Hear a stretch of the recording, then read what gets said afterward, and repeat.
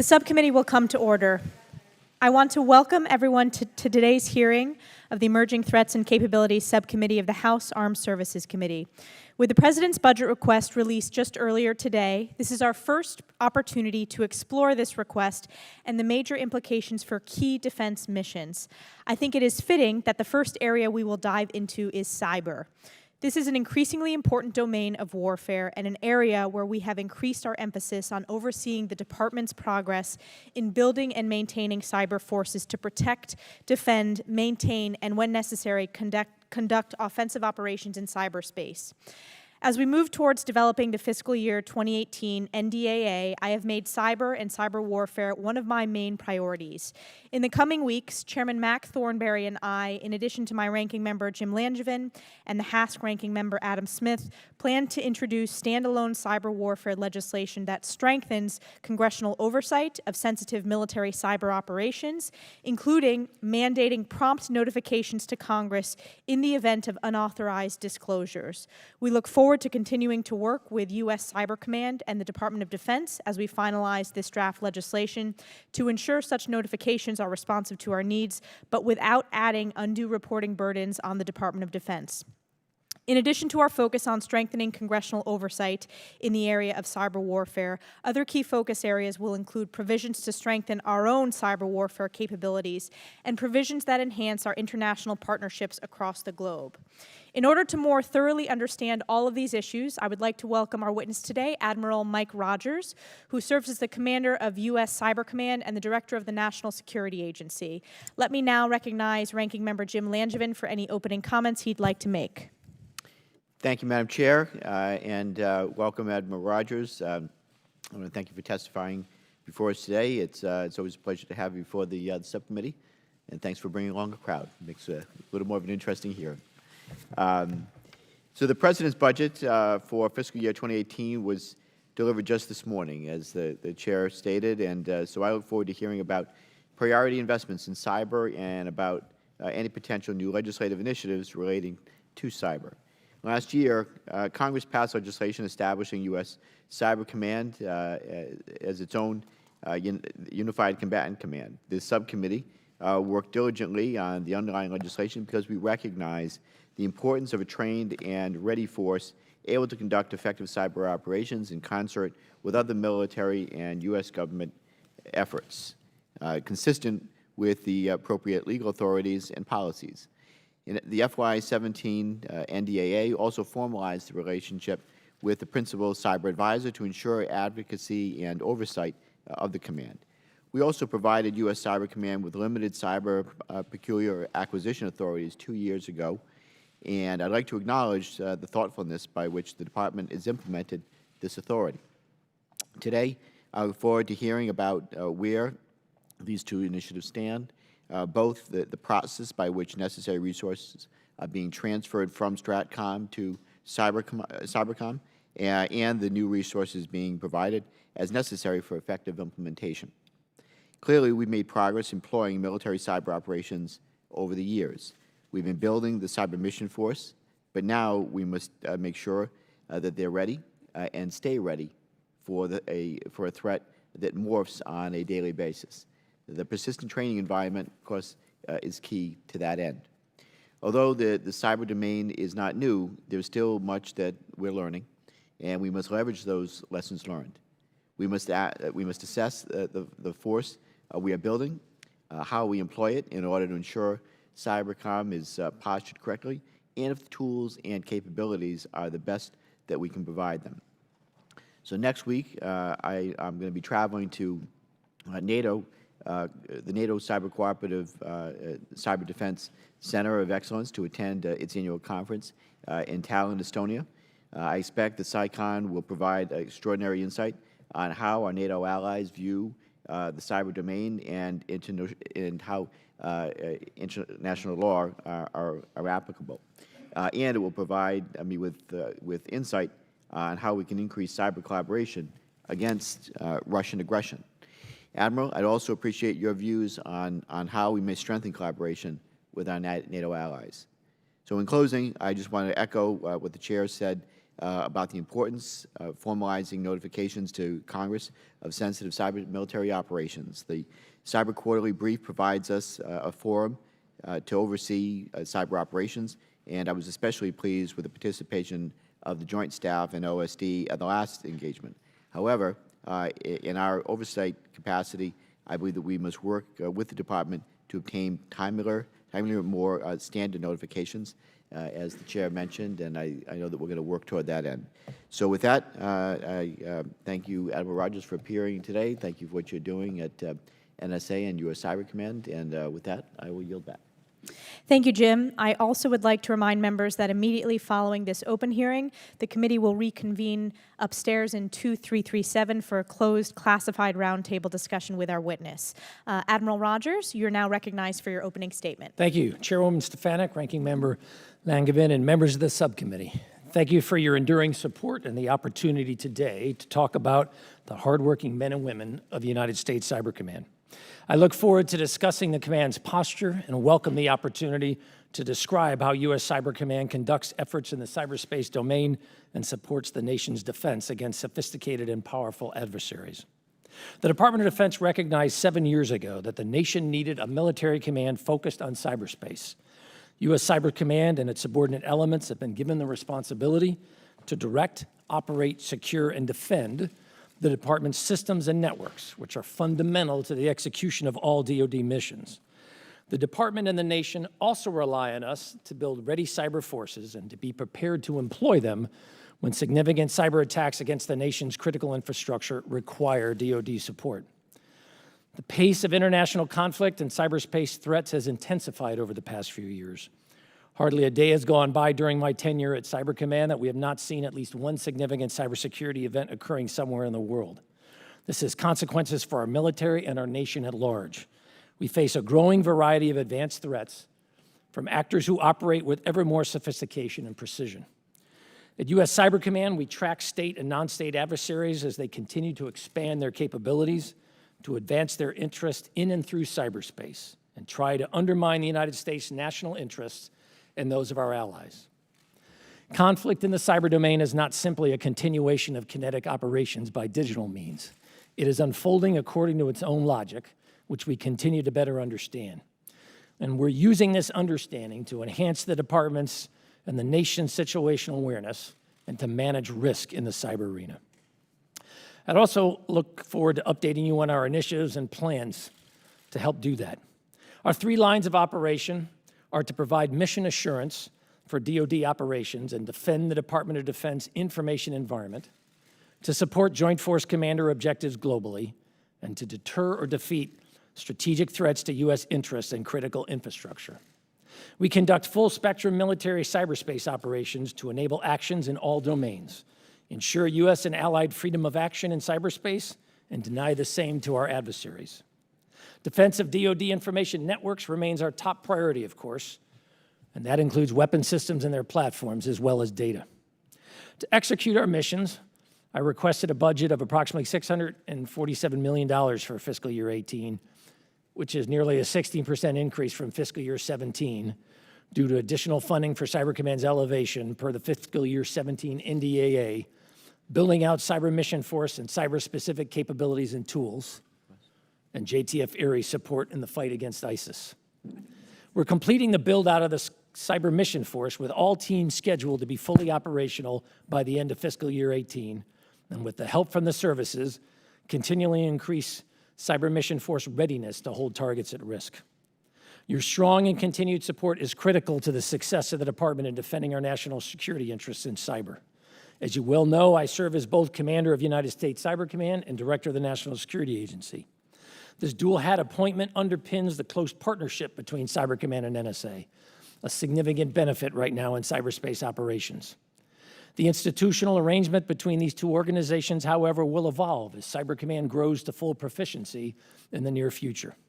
The National Defense Authorization Act and a separate provision also describe conditions for splitting the dual-hat arrangement, which can only happen without impairing either organization's effectiveness and ability to execute their missions.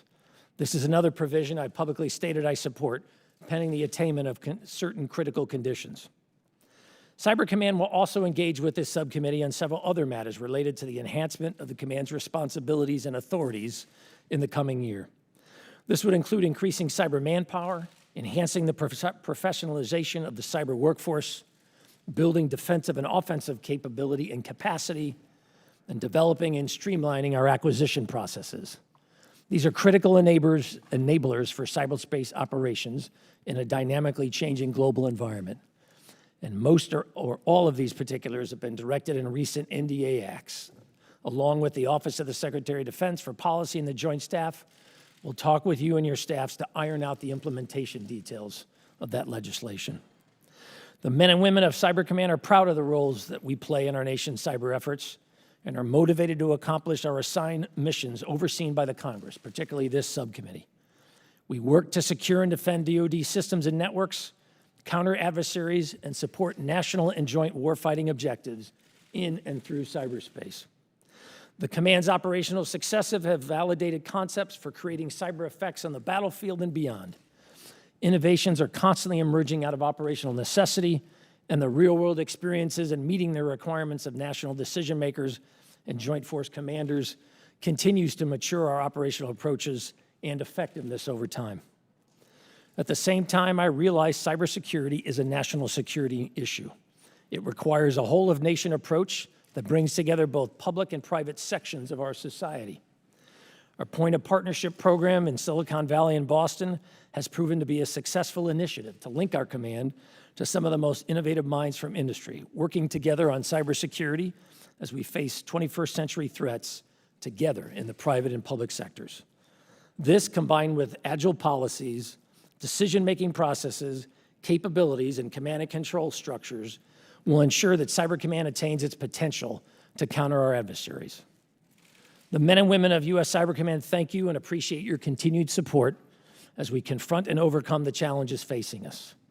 We understand that a frank and comprehensive engagement with Congress not only facilitates the support that allows us to accomplish our mission, but also helps ensure that our fellow citizens understand and endorse our efforts, which are executed on their behalf.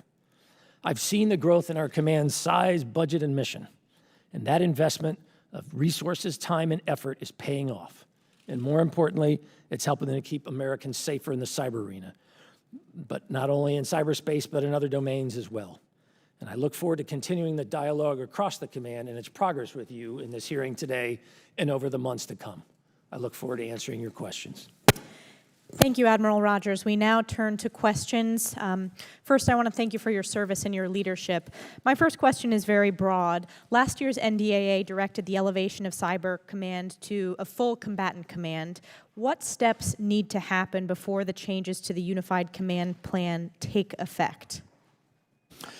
So first, the Secretary of Defense and the President need to make a decision. The Secretary of Defense making a recommendation, the President ultimately making the decision as to the timing and the process we'll use. And that process is ongoing, and I don't want to speak for the Secretary or the President, but I know that that process and that discussion is ongoing. Given the language in the NDAA and in anticipation of this possibility, we spent much of the last year working our way through the specifics of how we would do that. And if a decision is ultimately approved, we're prepared to apply that and to do it in a timely manner in accordance with the direction in terms of the timeline provided to us via the President and the Secretary of Defense.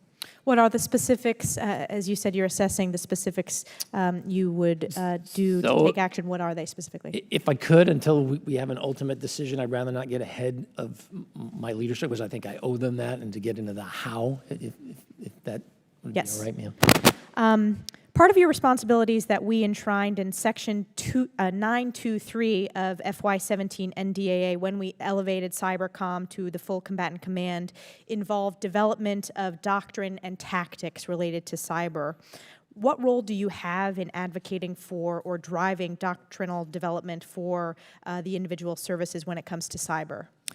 So as the senior operational commander in cyber in the department, it's the partnership between that cyber team, if you will, and our fellow operational commanders and policymakers that help shape. So what is the doctrine that should shape how we employ this capability that the department's developing?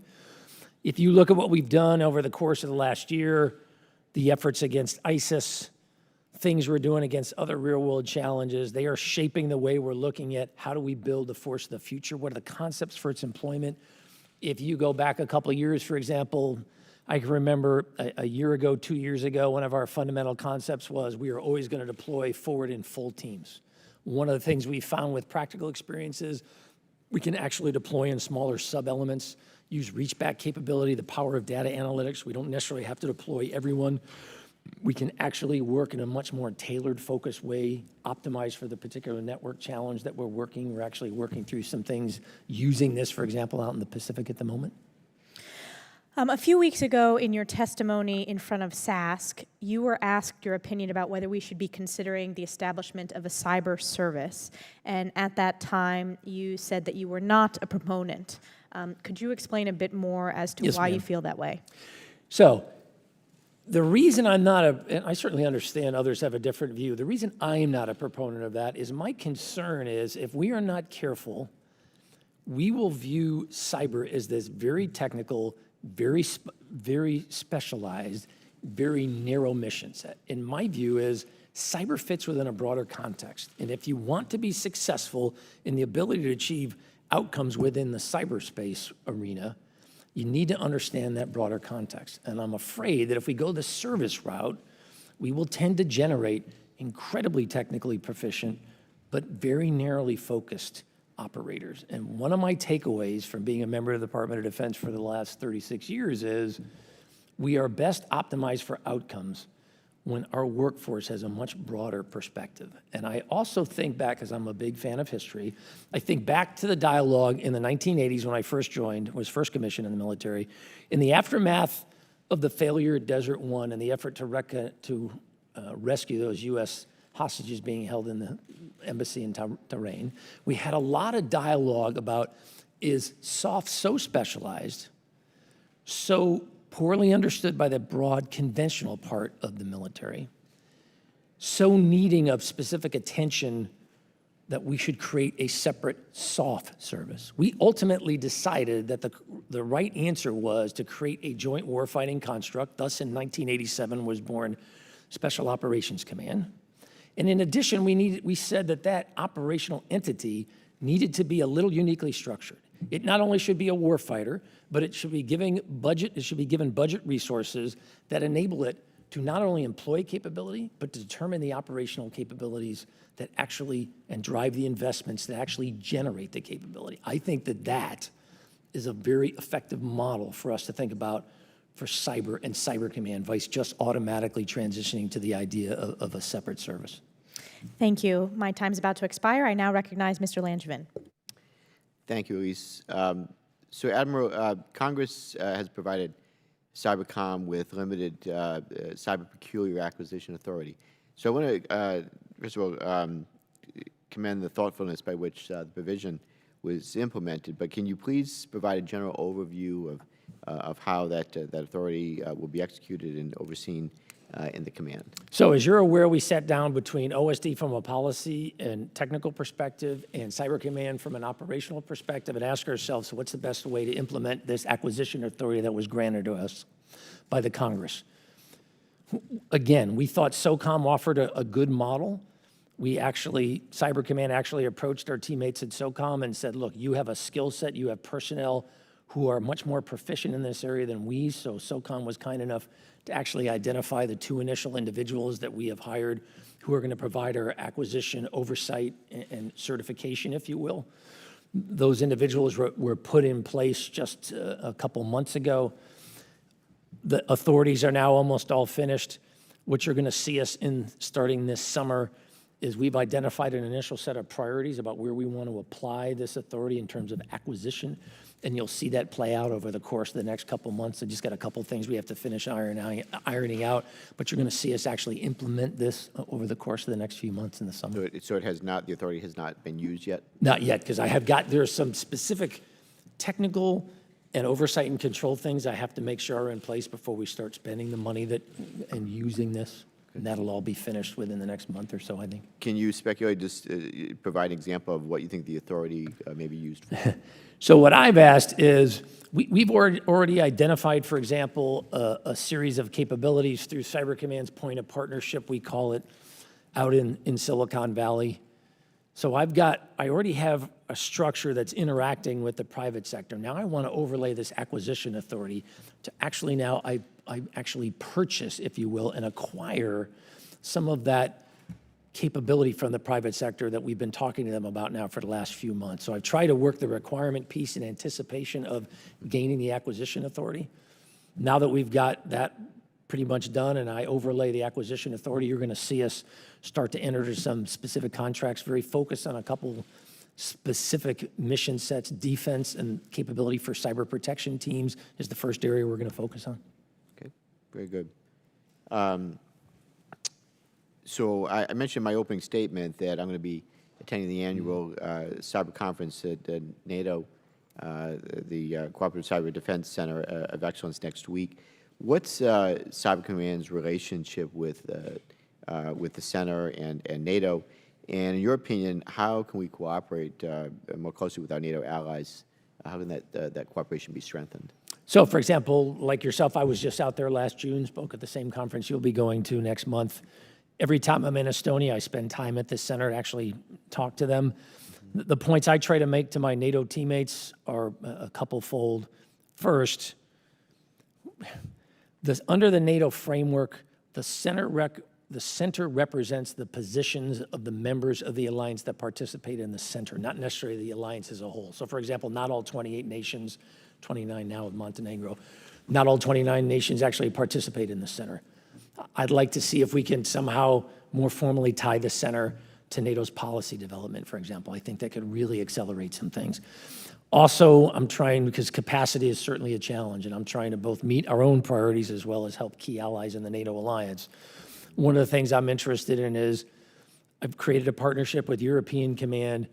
We're talking about potentially placing an individual maybe in the center in the course of the next year or so to more directly link with ourselves. I'd also like to see what could we potentially do within the exercise framework that the alliance is starting to create in cyber now. I've already extended invitations to them to observe and participate in our exercise framework, but I'd like to do the same thing if I could within the NATO arena.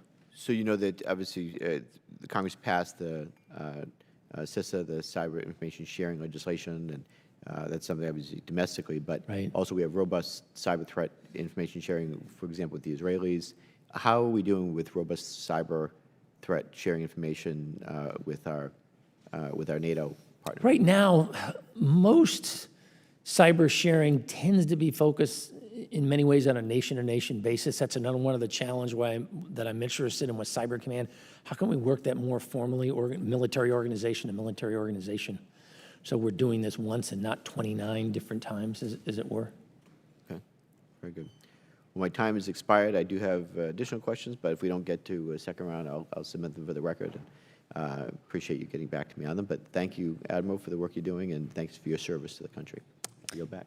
Dr. Abraham.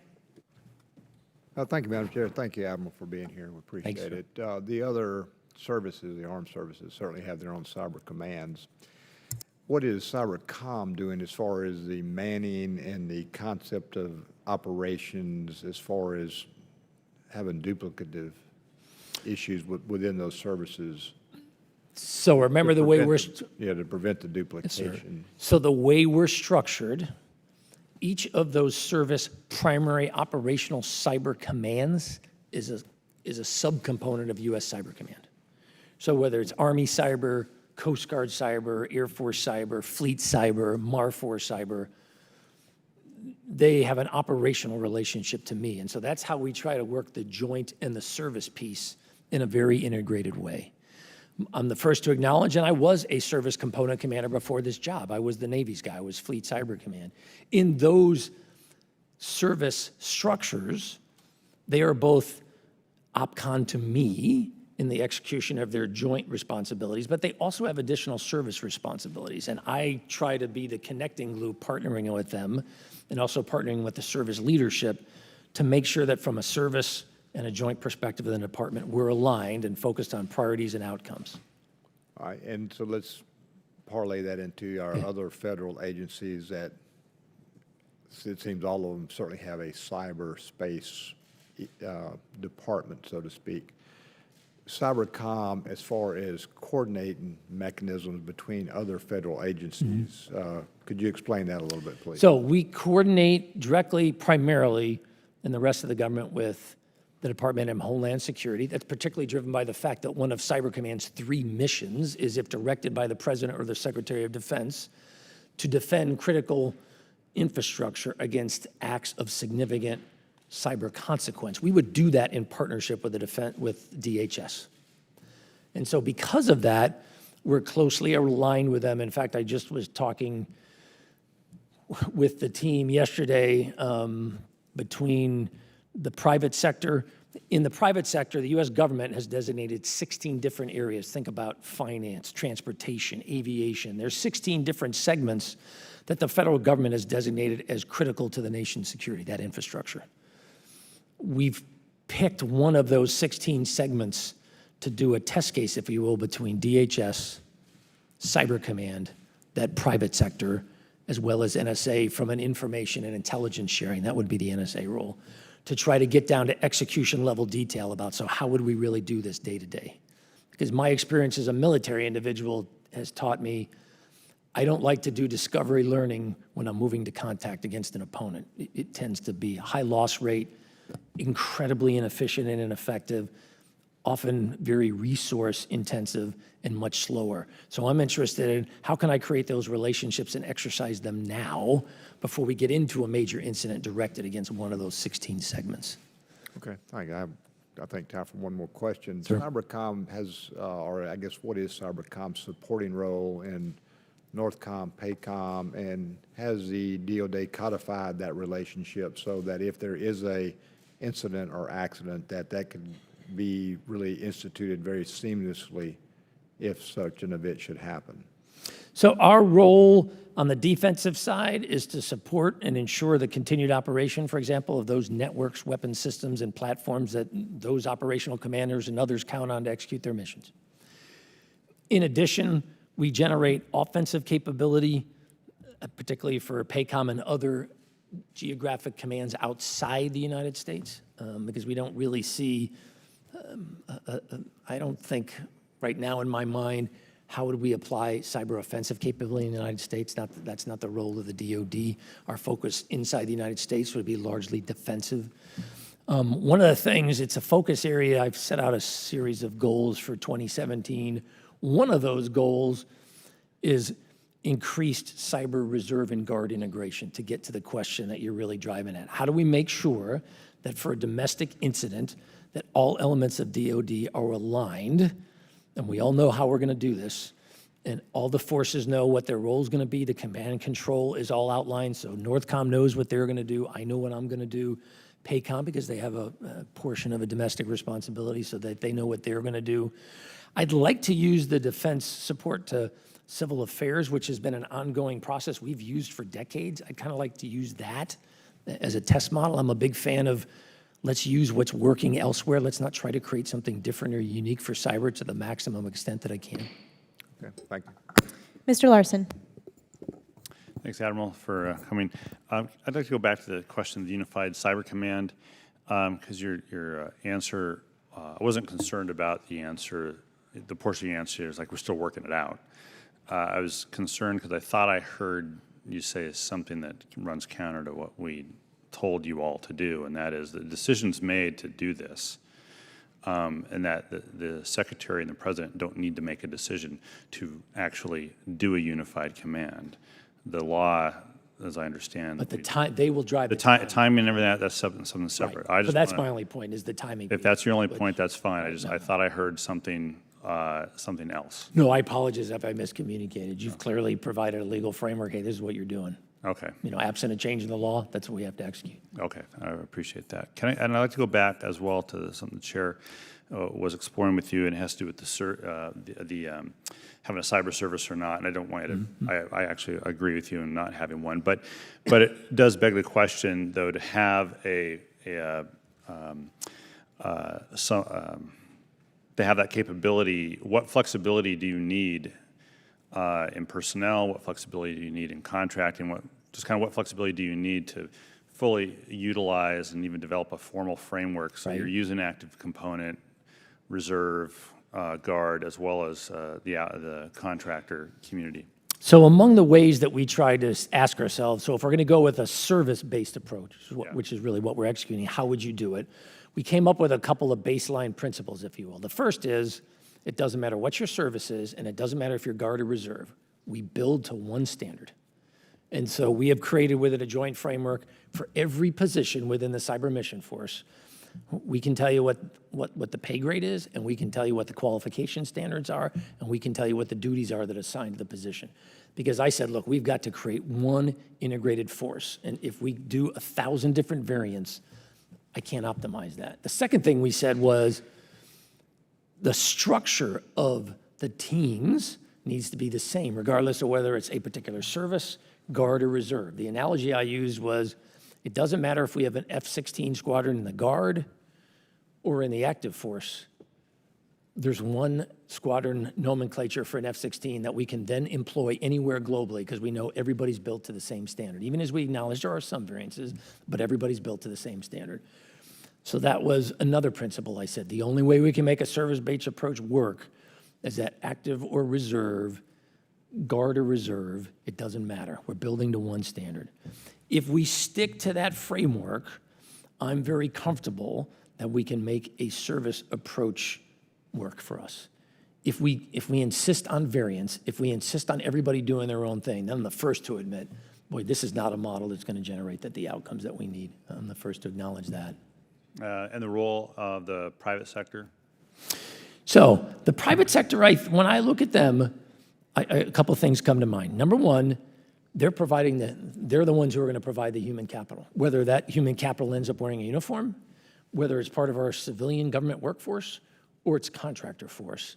They all start in the private sector. So it's one of the reasons why I spend a fair amount of time as Cyber Command and as the director of NSA for that, to the same extent in some ways, with the academic world, with private industry about, so tell me how you create a workforce. What works for you? What incentives are you using? What has failed? That in hindsight you say to yourself, boy, don't go down this road because it really failed spectacularly for us. Even as I acknowledge there's a difference between government and the private sector, but I still think there's some things that we can learn from each other. In addition, I think two other areas come to mind for me with the private sector. The first is technology. The days when DOD is going to be the engine for technological innovation and change, I think, are long behind us. That's just not the DOD model. That's why we created the point of partnership in Silicon Valley and in Boston. It's why I thought the acquisition piece was so important for us. We've got to be able to tap into that private sector in terms of acquisition of technology and capability. And then the last area, which is a little bit counterintuitive in some ways, when it comes to the generation of policy, concepts, thought, the private sector can play a huge role here. I think back to the beginnings of nuclear deterrence and nuclear policy, for example. If you go back in the 1950s and you read much of the thought process, much as that was flowing from the academic world, hardly anybody remembers now that Henry Kissinger in the 1950s and early 1960s was a professor at Harvard who was writing about concepts of nuclear deterrence, nuclear employment, that he and others ended up shaping the strategic vision we had. And I'd like to see us do the same thing in cyber. Great, thank you. Ms. Cheney. Thank you, Madam Chairwoman, and thank you, Admiral Rogers, for your service and for being here today. Secretary Mattis, before he became secretary, in talking about the Budget Control Act and sequestration, said no foe in the field could do our military as much harm as has been done to us through sequestration and the Budget Control Act. As we begin the process of looking at the 2018 budget, I'm interested to know to what extent you were able to factor in strategy and threats and sort of strategic thinking about what needs to be done as you put together the budget for Cyber Command, and to what extent you've still been hamstrung by the BCA and by those cap numbers.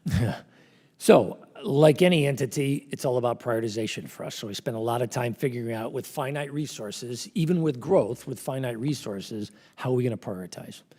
So our input for the fiscal year 18 budget in Truth in Lending, we just rolled it out as a government, as a department this afternoon and during the midday today, so I have not yet seen the specifics yet. I know what the broad number for us is, but I haven't seen the sub-elements of that, so I'll talk broadly. I apologize, but I'll talk broadly. For the 18 input, we tried to identify those priorities. In a macro sense, in no particular order, I've been arguing manpower, investment in core capabilities, and then number 3, how can I accelerate number 1 and number 2? How can I do both of those faster? Because in some ways, even though as the WannaCrypt ransomware issue that we've been going through shows, there's capability in the department. There's a lot of motivated men and women who are doing some good work. We were not impacted by WannaCrypt, and that wasn't from a lack of effort. We had spent significant time starting in March asking ourselves, how might this play out? How do we position ourselves in the case of, because Microsoft had put out the patch for the vulnerability, we as Microsoft users saw that and started asking ourselves, how might an opponent attempt to exploit this vulnerability even as we were working to patch? It's one of the reasons why we use a defense in depth strategy. There's no one single solution. There's no one single way to fix this problem. It's layers built on top of each other. That really has been the key to our success. So we're asking ourselves, how can we do this faster? Every day, one of my biggest concerns is, and I've never really had this same viewpoint in almost 36 years of commissioned service. Every day, I literally think to myself, we are in a race to generate more capacity and more capability at the same time that I'm watching a host of global actors do the exact same thing.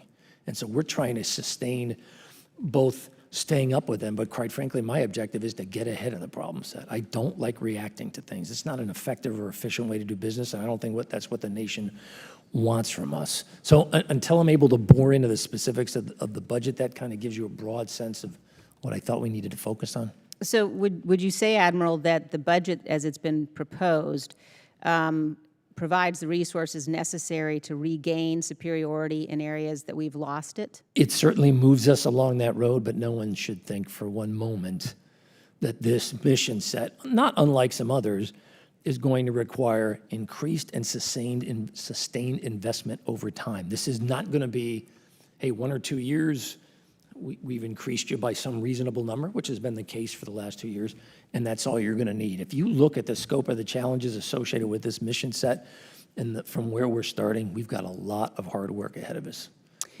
And would you talk a little bit about how you're going to measure success and how you're going to measure progress along that path of regaining superiority? So there's a couple components to it. First, we've developed a set of, or we're in the process of developing a set of metrics. So how do we truly assess readiness for this force that we've created? We focused for the first few years on assessing initial operating capability and final operating capability. It's when you hear us talk and slang about IOC and FOC, and you heard me in my remarks. We achieved IOC essentially on time, October 2016. We have until 30 September 2018 to achieve FOC. I think we're on track for that. But one of the things I tell the team is that doesn't get to warfighting. And in the end, it's about our ability to actually operate in a sustained heavy environment. Just like when we're building a brand new carrier or a brand new fighter wing, for example.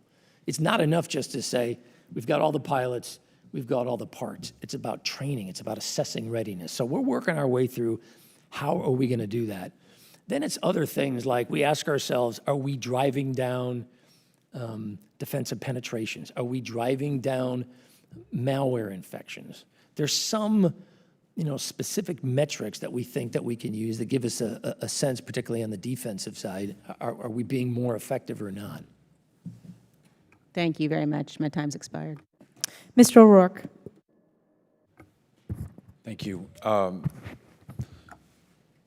Help me understand a little bit how we make clear to other countries in the world the consequences of cyber attacks.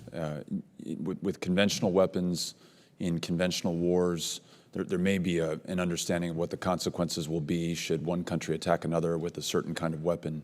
What is our level of dialogue with other countries, including those countries we view as threats, including those countries who I think Right. we know have attacked us about what the consequences are going forward. So if I could, in an unclassified session, I'm not going to get into specifics associated with particular nation states.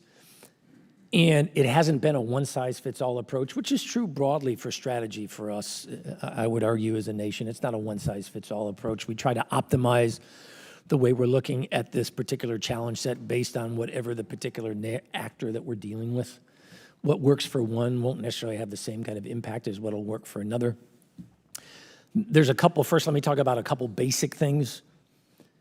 We have been very public and acknowledge the fact that we are using cyber offensively against ISIS, not just because we want ISIS to know that we are contesting them, but because, quite frankly, we also think it's in our best interest for others to have a level of awareness that we are investing in capability and we are employing it within a legal law of armed conflict framework, not indiscriminately, but we are employing it. We've also acknowledged very publicly in unclassified strategy documents, for example, for the Department of Cyberspace strategy, that we are developing offensive capability, that we believe that deterrence is an important concept that we've got to work our way through. We're trying to communicate to the world around us that we're aware of the kinds of activity we're seeing out there. Some of it we view with concern. As a result, we think it's in our own nation's best interest to have a set of capabilities that both generate greater options for our policymakers and our operational commanders, but at the same time, help communicate to others around us, you don't want to go down this road with us.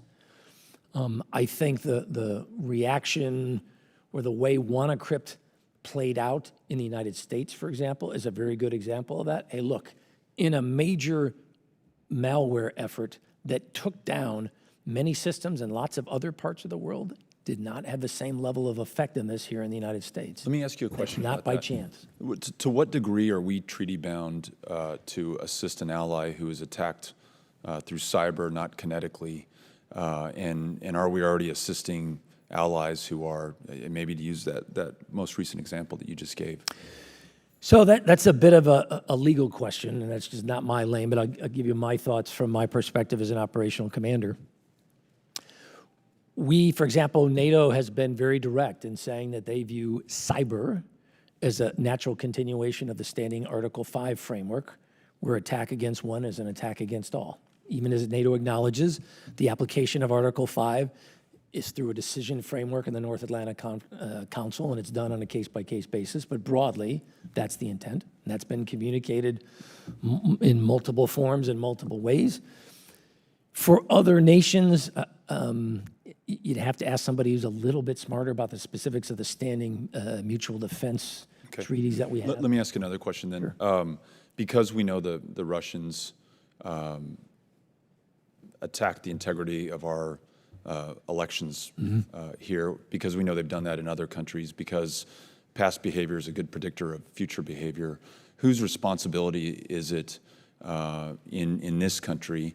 And then kind of to, maybe for the record on for our allies, when our allies' elections are attacked. But is it Cyber Command, is it DHS, is it both? Should the RNC or the DNC be attacked going forward, for example? Whose responsibility is that? So under the current framework, which could change, but under the current framework, the Department of Homeland Security has overall responsibility for the provision of capability and capacity within the federal government in support of the private sector, broadly.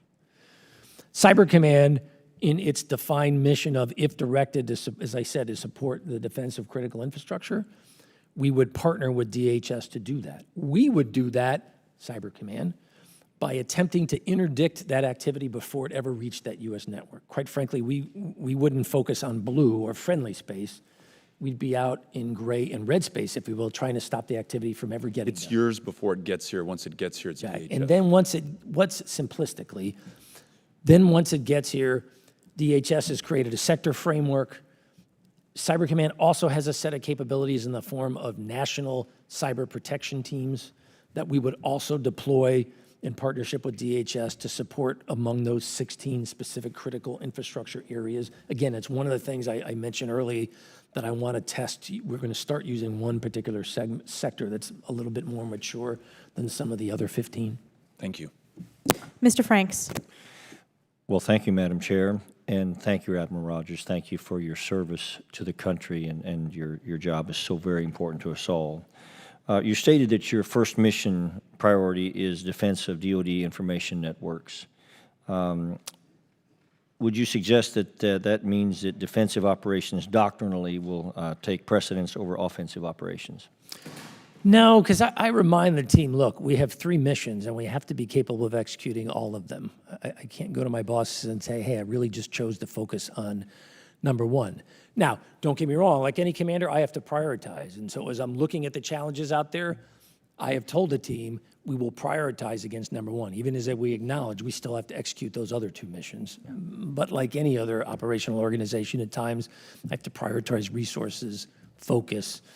But it isn't, well, it's just one and not the others. We've got to do all of them. Yeah. Well, as you know, the DOD relies upon the civilian power grid for 99% of its power requirements, without which I'm told that it becomes impossible in CONUS to affect the DOD mission. Do your priorities include protecting the U.S. power grid and other critical infrastructure against cyber attacks? So again, I don't have responsibility for the defense of that in the United States. I will say one of the things I'm interested to see if we can maybe look at doing differently, and I'm having this conversation in particular with Transcom at the moment. Right now, when it comes, for example, to critical infrastructure that the DOD accounts on to do its mission, when it comes to clear defense contractors who either are generating the capabilities that we use, advanced fighters, for example, and other platforms, as well as private industry, for example, for Transcom that provides services, lift, movement of cargo. Under the current structure, the Defense Security Service has overall responsibility for the interface with those private companies, not Transcom, for example, even though they work for Transcom or they provide a service based on a contractual relationship to Transcom, and not necessarily with us. I'd like to see, is there a way to bring those operational commands, Cyber Command, DSS, and that private sector together in a much more integrated way? Because what we're finding right now is I will become aware of activity, I will pass that to DSS, DSS passes that to the private sector. That doesn't come across to me always as the fastest, most efficient, most agile way to do business, and I'd like to see if we could maybe try to change that. Well, Admiral, you know that that's been one of the challenges in the past, that sometimes, you know, the whole notion of protecting the grid from cyber security challenges is kind of walks the 13th floor of humanity, because we, in the department, your department, consider that a civilian responsibility. Of course, the civilian response is that is a national security issue and should not be our responsibility. And my fear, of course, is that neither put the sufficient focus on it necessary, and given your stated yes, sir. Yeah, so it's worth always touching base on. How will Cyber Command's posture improve once it's elevated? Do you believe you will have all the resources and authorities you require to accomplish your assigned missions? And what do you expect your number 1 challenge will be in terms of Russia, China, Iran, ISIS, someone else? Okay, so let me try to unpackage them. If I forget one, please just let me know, sir. So first, what's the benefit of elevation? You know, why have I and others recommended that that's a smart course of action? Even as I acknowledge, the decision's not mine, as we've already talked. That's outlined within legislation. Now it's a timing issue, absent a change to the legislation. In the department's processes, when it comes to how we develop budgets, how we articulate prioritization, how we develop broad policy, it is generally built around the idea that the combatant commanders are the primary voices for the operational end of those processes, not sub-unified commands, combatant commanders. So one of my concerns has been, we talk about the importance of cyber, and I acknowledge that there are other priorities in the department, and yet for some, not all, but for some of our processes, the cyber expertise is not embedded in the current structure because you put it one level below. So I believe that elevation plugs us more directly into the primary decision-making processes within the department, which are really optimized for combatant commanders. It also makes us faster because now I've got one less layer that I have to work through. I've been very blessed in my time as Cyber Command. The strategic command commanders I have worked with, General Hyten, And boy, how quickly we forget. I can picture, he was a good flag officer friend. They were great to team with because I would tell them, look, if we're going to insist everything I do flows through Offutt, I can't get to timeliness, I can't get to speed. And this helps address that.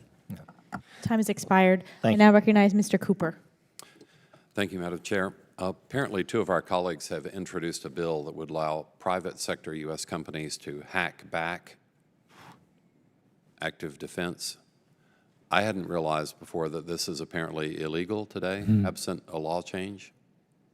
So could you reflect on this proposal and whether it's a good idea or not? So broadly, and I'll only speak for Mike Rogers because I'm not in the policy lane, but I have an opinion.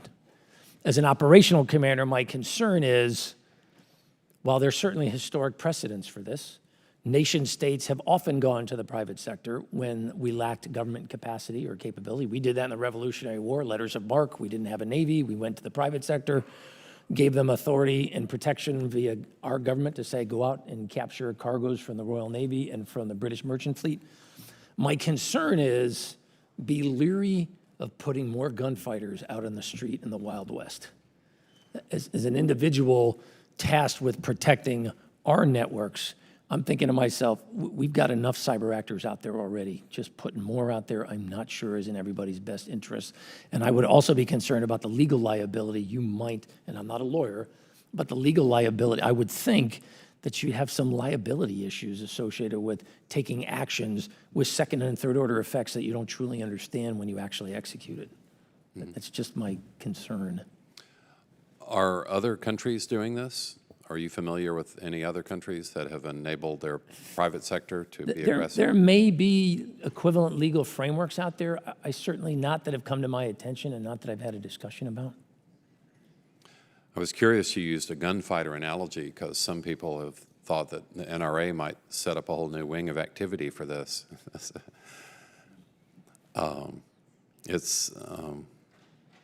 But to the extent that private business in this country feels disconnected from government, or that, as you pointed out earlier, government response is too slow, or that certain national security interests are not recognized as being national security interests, even when it's protecting the grid, I think you're probably going to see greater pressure. Right, I would agree. In some ways, it goes back to, again, showing you my war college education. I don't want you to think as a taxpayer I didn't listen when I was sent to service colleges. In the Westphalian construct, the application of force has generally, for the last several centuries, been viewed as a mission or a right of a sovereign state, not something that the private sector does. We don't use, for example, for us, we don't use contracts to actually drop and fire weapons. We don't use mercenaries to do that. We use uniformed military. I would just be concerned that going that route, again, argues against the broad principles we've used about the role of the state in applying force kinetically or non-kinetically. We don't use those tools, but in our degraded Westphalian system, we don't know who we're being attacked by. They might be state actors, quasi-state actors, possibly private actors. Who knows? Although it depends on the situation, but I'm the first to acknowledge 100% attribution is probably a standard we're going to be driving for a long time and not necessarily achieve immediately. What percentage of accuracy and attribution would you give us today? Oh, it depends on the actor. If you take, for example, speaking now as on the NSA side, if you take a look at the efforts we did in the intelligence community assessment with respect to Russian efforts to influence the 2016 election process, really high confidence, very fine-grained attribution. If you take a look at WannaCrypt, for example, we're 10 days into this, and collectively, both the private sector and the government, we're still working our way through who's the actor or actors associated with this. So it tends to vary. There's no single concrete answer. So with the elections, we're close to 90%, 95%, and with this, we're 60, but raising it? I don't know. I've never really thought about it from a number. Okay. Thank you, Madam Chair. Mr. Scott. Thank you, Thank you, Madam Chair. Admiral, it's a long way from Auburn University, and War Eagle, sir. I hope you never lose a war or win a ball game. I'm a University of Georgia graduate. Oh, I have a brother who went to the University of Georgia and a He's a good sister-in-law. man. He's a good man. Misguided individuals. Was he the one? I love them, but they're Was he misguided. the one holding Ugo when he bit the Auburn player? All kidding aside, thank you for your service. And we talk a lot about how fast technology changes, and the acquisition process being a problem throughout the department. But I'd like to hear your comments on the personnel. Again, you speak to this in your comments. When you get the young man, the young woman out there that's the best and the brightest, there are opportunities in the private sector versus there are opportunities in the public sector under your command. The challenges there, and the issue of what percentage of your personnel are civilian versus uniform? Roughly, we're about 80% military, about 20% civilian. That's kind of what we're building to. It varies in some areas, but it's about 80-20. I know we have a tremendous number of wonderful people in uniform. Some of the people that we see that seem to be the best and the brightest in the technology field aren't exactly the people that you imagine going to boot camp. How do we recruit in case, do we have a system in place to allow those people to serve? So it's one of the reasons why we've tried to come up with a total force concept for us. Active, guard, reserve, civilian, contractor. That within that pool of 5 subpopulations, if you will, we can match almost any individual. Hey, I really want to get into this. I want to serve the nation, but I have no desire to deploy or be put through the physical fitness standards of the uniform. Well, boy, I'd love to work for you as a civilian. Hey, I like mobility. I'm going to try the contractor route so I can move around a little bit. We're trying to build a structure that enables us to try to attract a pretty broad swath. The positive side to me is, boy, when you get people in the team structure. I was just talking to one of the service review panels. One of the services out there has asked a party of graybeards to take a look at how they manage the cyber mission force within their service, and to answer the question, are they really optimized for the future? And I coincidentally this morning was just sitting down with this retired former chief of their service. And I said, well, you've talked to the teams, because they did that as part of their process. They said, tell me what you're hearing from them, because I have a sense, but I'm curious what you're hearing. And he said to me, the most amazing thing is every team we talk to, these men and women are so motivated and love what they're doing.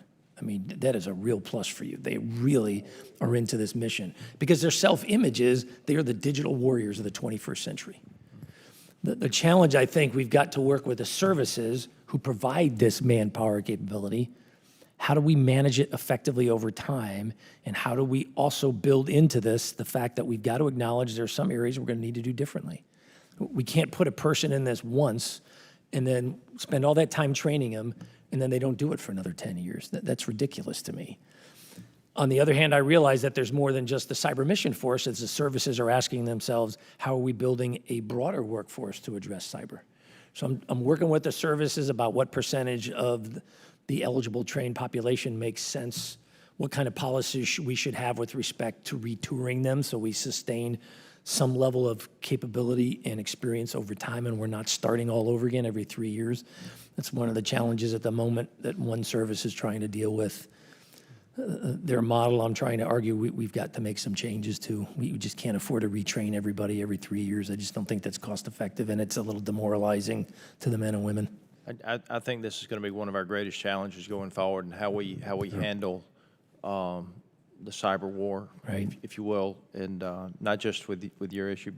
We hear the same thing about the drone pilots and the how dedicated they are, and how determined they are, and you know, the need for flexibility. Yes, sir. With where they work and the time that they work, and I recognize that from a pay scale, we're nowhere close to what they would get paid. Right. But on the other hand, So I appreciate their commitment to the country and your Right. commitment to the country as well. sir. So, thank you. Mr. Wilson. Thank you, Chairwoman Elise Stefanik, for your extraordinary leadership on organizing this hearing. And Sir. It's just an honor, Admiral, to be back with you. And we appreciate your innovative service to address the issues of cyber defense. As the former chairman of the Subcommittee on Emerging Threats and Capability, I'm keenly aware of the huge challenges that lie before us and the extraordinary men and women that you put together to serve in your command. Cyber security is a 24-hour, 30-a-day, 365-day-a-year responsibility that requires instantaneous analysis, response, and deterrence. After each cyber attack, we have the circumstance where the government officials are grappling with whether or not it constitutes a mere nuisance or an act of war. It is for this reason I introduced the Cyber Attack Standards Measurement Study Act, H.R. 1030, which would require that a Director of National Intelligence, the Homeland Security Department, FBI, and Secretary of Defense to conduct a study to determine appropriate standards that could be used to quantify the damage of cyber incidents for the purpose of determining appropriate response. And two questions. Do you believe that there exists an interagency definition for cyber active war? And secondly, do you believe that we have a common metric to measure cyber incidents which could benefit the interagency response? I think there's a broad, certainly in the kinetic world, there's a broad definition out there of an act of war. But even in the kinetic world, it's still somewhat situational dependent. So I fully expect that our experience in cyber is going to be something similar. It goes to one of the previous questions in some ways. Articulating those concepts in a way that actors understand that you may be tripping a threshold that will trigger a response, I think that's in our best long-term interest. That helps, I think, help the nation states, actors, groups out there understand there are potential prices to pay here. And at some point, you will trip a threshold, again, depending on the scenario, and that's not a good place for you to be. We're clearly still working our way through there, and I'm not a policy guy, I'm the operational guy, so I try to figure out what do we do once the policymaker makes that determination. And thank you for recognizing, too, it could be nation states, it could be other actors. What a challenge, and so we're so grateful for your service. One of the first challenges that you have are updating antiquated infrastructure. Yes, sir. I'm grateful that the district I represent is adjacent to Fort Gordon, home of the Army Cyber Command.